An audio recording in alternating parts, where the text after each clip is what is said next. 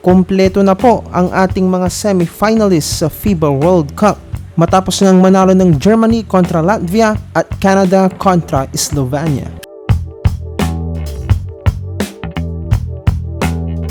Unahin na natin pag-usapan ang pagkapanalo ng Germany, mga kaibigan.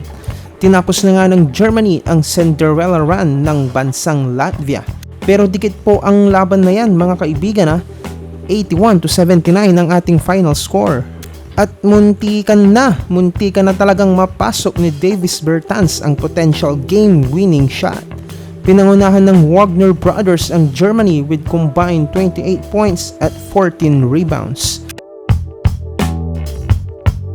Mapunta naman tayo sa Slovenia versus Canada.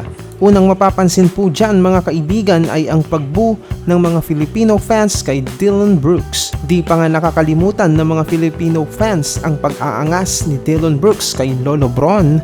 Kaya every time na nakakahawak siya ng bola ay nakakatikim siya ng villain treatment sa mga Filipino fans. Pangalawang kapansin-pansin po dyan, mga kaibigan, ay ang pagdomina ni Papa Luka sa first half. Natapos po ang first half, tabla po tayo dyan, 50 apiece at may 17 points na agad si Luka Doncic. Sa third quarter, mga kaibigan, ay gumawa ng run dyan ang Canada at umabot ang lead sa 14 points. Pero dahil na rin sa ginawang pagbubuha ni Papa Luka, ay naibaba pa rin nila yan sa 9 points by the end of third quarter. At sa fourth quarter po, every time na makagawa ng run ang Slovenia, may naisasagot dyan ang Team Canada. Kaya natapos po ang laban, panalo dyan ang Canada. Pinangunahan ni SGA ang Canada with 31 points.